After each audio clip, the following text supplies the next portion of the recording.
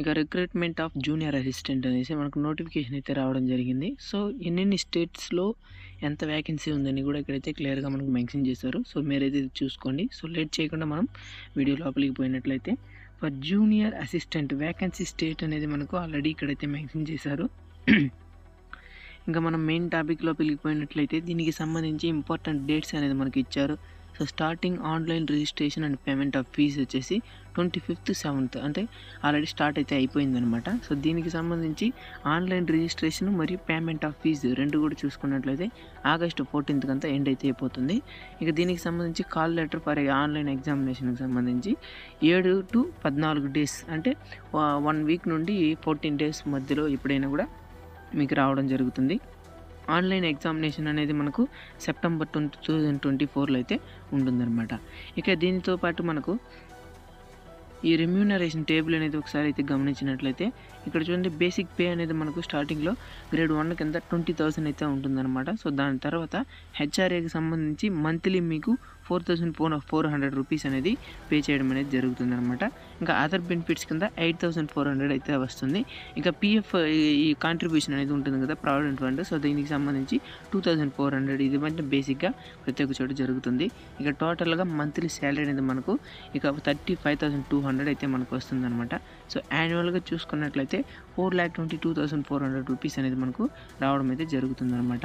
ఇక దీంతోపాటు excluding applicable tax కింద ఇక్కడ salary in hand of monthly ఇక్కడ చూసుకున్నట్లయితే ఈ యొక్క ట్యాక్స్ లేకుండా మనకు 32,800 రూపీస్ అనేది మనకు చేతికైతే వస్తుందన్నమాట. సో టీడీఎస్ అంతా కట్ చేసి రిమైనింగ్ వచ్చేది. ఓకేనా. సో ఇక చూసుకున్నట్లయితే దీనికి ప్రొహిబిషన్ పీరియడ్ అనేది మనకు 6 months from the date of joining which may be extended as per rules అంటున్నారు. సో ఇక ప్రొహిబిషన్ పీరియడ్ అనేది ఇక్కడ మనకు 6 months అనేది ఉంటుంది. సో దాని తర్వాత అయితే రూల్స్ ప్రకారం ఎక్స్టెండ్ అనేది చేయడం జరుగుతుంది అంటున్నారు. ఇక చూసుకుంటే నేషనాలిటీ అనేది ఇక్కడ ఇండియన్ అయితే అయ్యి ఉండాలి. సో మినిమం దీనికి 21 to 28 ఇయర్స్ లోపల అయితే ఉండాలన్నమాట. ఎడ్యుకేషన్ క్వాలిఫికేషన్స్ కింద గ్రాడ్యుయేషన్ అది ఏ గ్రాడ్యుయేషన్ అయితే పర్లేదు దాంట్లో 60% ఆఫ్ మార్క్ అనేది మీకు ఖచ్చితంగా వచ్చి ఉండాలన్నమాట.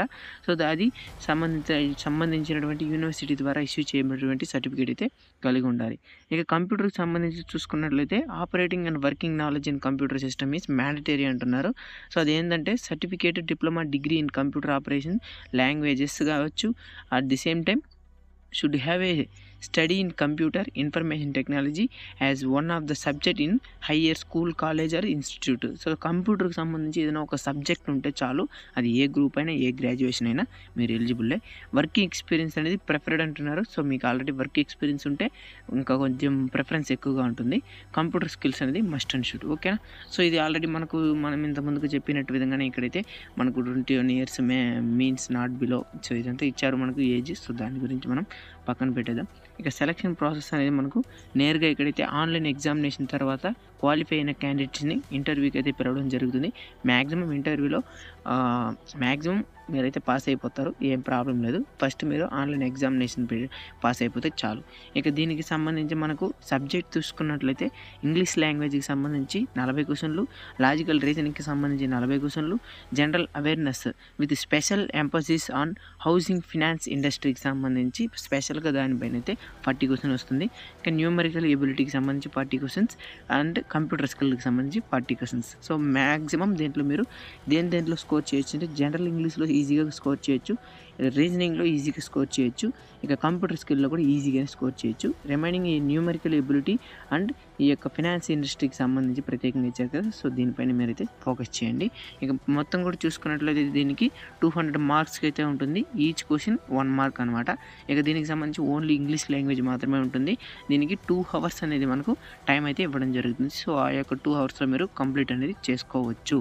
ఇక దీంతోపాటు 1/4 of 0.25 mark assign to the negative mark అంటున్నారు వీళ్ళు. సో దానికి కాబట్టి నెగిటివ్ మార్క్ ఉంది కాబట్టి మీరు కొంచెం జాగ్రత్తగా అయితే చూసుకోవాల్సిన అవసరం అయితే ఉంటుందన్నమాట.